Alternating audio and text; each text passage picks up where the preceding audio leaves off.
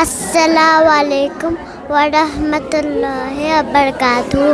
آج میں مسلمانوں سے ہمارا سلوک کے بارے میں کچھ باتوں پیش کرنا چاہتی ہوں۔ اسلام ہمیں سب کے ساتھ اچھا برتاؤ کرنا سکھاتا ہے۔ اللہ تعالیٰ نے قرآن میں فرمایا، اور لوگوں سے اچھی بات کرو۔ اس میں صرف مسلمان نہیں، سب لوگ شامل ہیں۔ ہمارا فرض ہے کہ سب کے ساتھ عزت سے بات کریں، پڑوسیوں کا خیال رکھیں، چاہے وہ کسی بھی دھرم کے ہوں۔ سچ بولے، امانت میں ایمانداری دکھائے، کسی کو تکلیف نہ دے بلکہ مدد کرے۔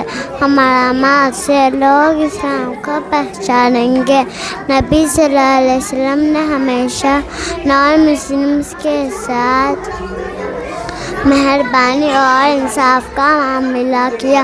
انہوں نے کبھی کسی کے ساتھ ناانصافی نہیں کی۔ ہمیں بھی ایسے ہی امن، عزت اور ہمدردی دکھانی چاہیے۔ آخر میں ہماری ذمہ داری ہے کہ ہم سب کے رحمت، پیار اور امن کا سبب بنیں۔ جزاک اللہ خیر۔